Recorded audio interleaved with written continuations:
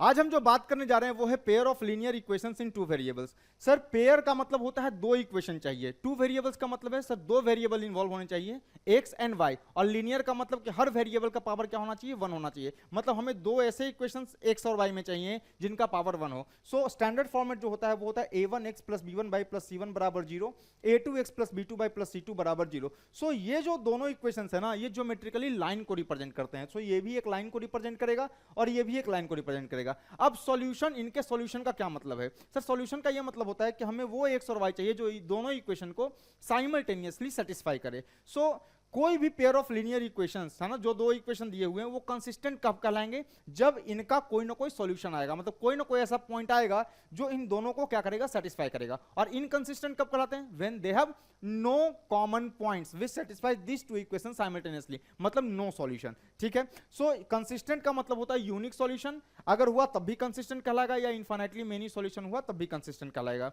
So unique solution होने के लिए क्या कंडीशन है? यूनिक सॉल्यूशन होने के लिए ये कंडीशन है कि a1 by a2 should not equals to b1 by b2। Infinitely many solution के लिए क्या कंडीशन है? Sir a1 by a2 should be equals to b1 by b2 should be equals to c1 by c2। और inconsistent का मतलब no solution. इसका क्या मतलब है कि sir a1 by a2 should be equals to b1 by b2 but should not equals to c1 by c2। अब क्या मतलब है ज्योमेट्रिकली समझिए इसका। ये एक लाइन को रिप्रेजेंट कर रहा है और ये भी एक लाइन को रिप्रेजेंट कर रहा है। सर एक ऐसा पॉइंट जो दोनों लाइन पर कॉमन हो वो उनका पॉइंट ऑफ इंटरसेक्शन होगा। सो यूनिक सॉल्यूशन में एक ही पॉइंट ऑफ इंटरसेक्शन कॉमन होगा। सो यूनिक सॉल्यूशन में दोनों लाइन आपस में क्या करेंगे, इंटरसेक्ट करेंगे। देखिए एक ही पॉइंट जो है ये रहा, ये पॉइंट का जो एक्स वाई कोऑर्डिनेट होगा वही सॉल्यूशन होगा।